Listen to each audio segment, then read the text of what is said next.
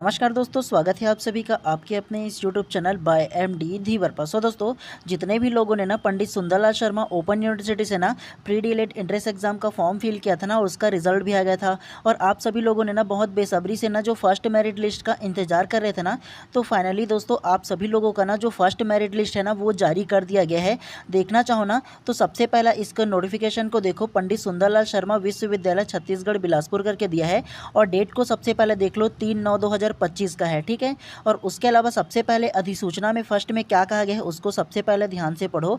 विश्वविद्यालय द्वारा आयोजित प्री डीएलएड प्रवेश परीक्षा 2025 के अंतिम परिणाम पश्चात प्रवीणता के आधार पर विश्वविद्यालय द्वारा निर्धारित वर्ग एवं संवर्ग संख्या अनुसार अभ्यर्थियों के चयन एवं अध्ययन केंद्र आवंटन सूची संलग्न है।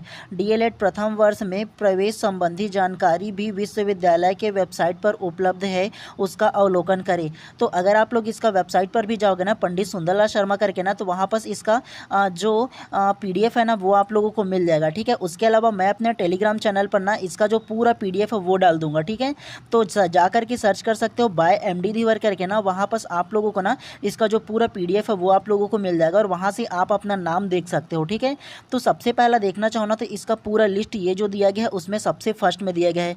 आप लोगों को सबसे पहले बता दूं, ये जो प्री डीएलएड था ना पंडित सुंदरलाल शर्मा का ना, तो वहाँ पर टोटल 2400 सीट है, ठीक है। कितना है तो 2400 सीट है। और इन 2400 सीट में ना टोटल 2400 जो लोगों हैं उन सभी लोगों का नाम दिया गया है, ठीक है। तो सबसे फर्स्ट लिस्ट जारी कर दिया गया। चलिए सबसे पहले हम लोग देखते हैं कि ना फर्स्ट रैंक पे किनका आया हुआ है।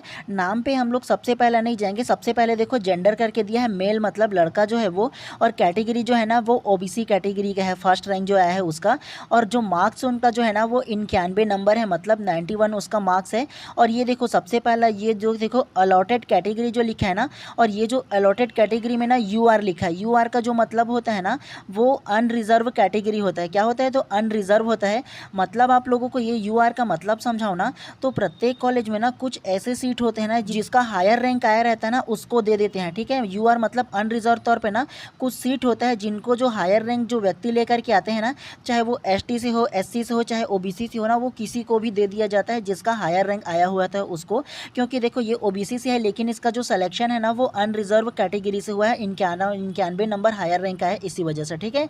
और आप लोग क्या कीजिएगा, अपना नाम ना बिल्कुल रोल नंबर डाल के ना सर्च कर लीजिए। और सर्च करने के लिए आप लोगों को क्या करना है, यहाँ पास आप लोगों को 3 डॉट देखने को मिलेंगे। इस 3 डॉट पर आप लोग ना वो सबसे ऊपर में ना टच कीजिएगा ना, तो आप लोगों का ना सर्च बार खुल जाएगा। और सर्च बार में जा करके ना अपना रोल नंबर को लिखना है, ठीक है। नाम से सर्च करोगे तो बहुत कम ही आता है, लेकिन रोल नंबर को डालोगे ना तो डायरेक्ट आप लोग चेक कर सकते हो। एक एक आप लोग नहीं देख सकते कि आपका कितना नंबर है, कौन से मिला है, ऐसा नहीं देख सकते। डायरेक्ट रोल नंबर जा करके ना आप लोग सर्च मारोगे ना, फाइंड करोगे तो आप लोगों को मिल जाएगा, ठीक है। चलिए अब हम लोग ना किस कैटेगरी का कितना कितना मार्क्स में कट ऑफ गया हुआ है इसके बारे में देख लेते हैं। तो सबसे पहला आप लोग जहाँ तक कि आप लोगों का नज़र जाएगा देखते जाओगे ना, तो इसमें यूआर कैटेगरी दी है, मतलब अनरिजर्व जो कैटेगरी है ना उन सभी लोगों का सबसे पहले इसमें नाम दिया है। वजह यह है कि वो किसी भी कैटेगरी का हो उसका हायर रैंक आया हुआ है ना बाकियों से ना, तो इसीलिए उनका ना अनरिजर्व कैटेगरी से उनका नाम को अलॉट कर दिया गया है, ठीक है। चलिए देखते हुए चलते हैं कि कितना तक की ना जो अनरिजर्व कैटेगरी है ना उनका जो सिलेक्शन है वो हुआ है।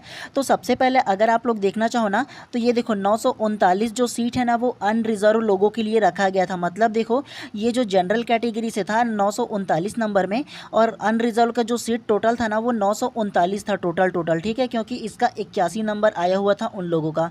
चलिए अब हम लोग देखते हैं ना कि किस कैटेगरी का कितना कितना कट ऑफ गया ना, ये हम लोग अब सबसे पहला देख लेते हैं, ठीक है। लास्ट में जाएंगे ना तो हम लोग को पता चल जाएगा कि किस कैटेगरी का ना कितना कितना कट ऑफ इसमें गया हुआ है। धीरे धीरे ऐसे स्क्रॉल करोगे ना तो हम लोग को जो ओबीसी का लास्ट जो कट ऑफ है ना वो हम लोगों को समझ में आ जाएगा, ठीक है।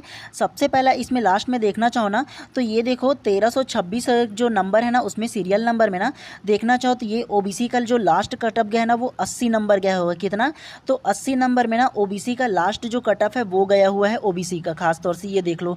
और जो कॉलेज है ना वो अलग अलग जो अपना अलॉट किया होगा ना उस हिसाब से उनको कॉलेज जो है ना वो मिला है। तो ओबीसी कैटेगरी का टोटल कितना गया हुआ है तो 80 मार्क्स में ना ओबीसी का ना जो कट ऑफ है वो लास्ट में गया हुआ है, ठीक है। काफ़ी हायर रैंक गया है क्योंकि बहुत लोग फॉर्म फिल किए थे ना, इसके वजह से ये हो सकता है, ठीक है। चलिए उसके बाद ना हम लोग एसटी एससी का कितना कट ऑफ गया है इसको भी देख लेते हैं सबसे पहला।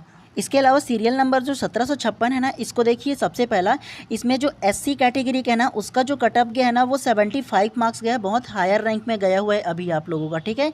तो एससी का कितना गया है 75, 75 मार्क्स जो है ना वो लास्ट में गया हुआ है। इसके बाद ना चलिए एसटी कैटेगरी है ना, उसका भी देख लेते हैं कि उनका जो कितना कट ऑफ गया हुआ है, इसमें ये भी चेक कर लेते हैं, ठीक है। सबसे लास्ट में जो पीडीएफ आएगा ना, उसमें हम लोग का इसका लास्ट जो कट ऑफ है वो हम लोग को पता चल जाएगा, ठीक है। तो स्क्रॉल करते हैं, देखते हैं कितना में उनका कैटेगरी लास्ट में ना जो उसका कट ऑफ है वो जान लेते हैं। उसके अलावा सीरियल नंबर देखो, ये जो 2300 नंबर है ना, उसमें एसटी कैटेगरी का है। एसटी कैटेगरी का जो कट ऑफ गया है ना वो 70 मार्क्स गया है, कितना, तो एसटी कैटेगरी का जो कट ऑफ लास्ट में जो है ना वो 70 मार्क्स मतलब 70 नंबर गया हुआ है, ठीक है। और अगर आप लोगों को मैं ना तीनों कैटेगरी का मतलब एसटी एससी ओबीसी तीनों कैटेगरी का कट ऑफ की बात करूँ ना डीएलएड में ना, तो देखो सबसे पहला ना एसटी कैटेगरी का जो कट ऑफ गया है ना वो 70 नंबर गया है, कितना, तो 70 नंबर ना एसटी कैटेगरी का कट ऑफ गया है।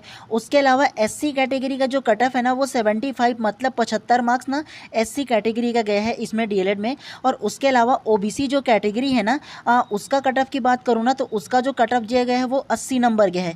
5-5 नंबर का डिस्टेंस है, इस 5 नंबर की संख्या में ना हजारों लोग इन्वॉल्व होते हैं, ठीक है। तो सबसे पहला ये तो फर्स्ट लिस्ट है।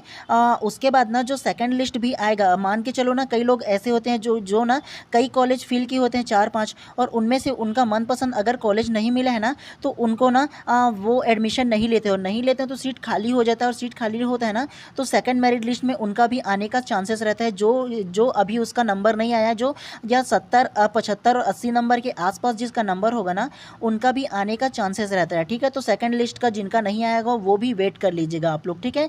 तो एसटी कैटेगरी 70 नंबर गया है कट ऑफ, एससी कैटेगरी 75 गया है इसका कट ऑफ, और ओबीसी कैटेगरी का ना 80 नंबर गया है कट ऑफ लास्ट में इसका, ठीक है। क्योंकि आप लोगों को पता होगा डीएलएड में टोटल 2400 सीट है, कितना, तो 2400 सीट डीएलएड में, और केवल 2400 लोगों का ना केवल इसमें नाम दिया गया है। उसके अलावा आप लोगों के मन में एक सवाल आएगा कि सर लास्ट तक की मैं अगर पीडीएफ को देखता हूँ ना, तो इसमें देखता हूँ ना तो मेरे को पता चलता है कि 39 मतलब 39-40 वालों को अभी अलॉट हो गया है, ये कैसे, और मेरा नंबर जो है वो 60 से ऊपर है, कट ऑफ के आसपास ही है, ठीक है। लेकिन ये बाकी ये नीचे को देखता हूँ ना तो इसमें 40-45 वाले नंबर को भी आ गया है। तो ये क्या है आप लोगों की समझ में नहीं आ रहा होगा ना, तो आप लोगों को थोड़ा विस्तार पूर्वक समझा देता हूँ। ये कम नंबर वालों को भी ना ये जो कॉलेज है वो अलॉट कैसे हो गया, उसका नाम कैसे आ गया, ये बता देता हूँ। सबसे पहला आप लोगों को सबसे पहला ना ये देखो एसटी, और उसके बाद देखो एच और सी करके दिया है ना, इसका मतलब ये होता है कि इसको ना किसी प्रकार का ना आरक्षण प्राप्त होता है। हो सकता है ना कि इन लोग ना भूतपूर्व सैनिक हो, या हो सकता है इन लोग का और ना जो खेल वगैरह से संबंधित होगा,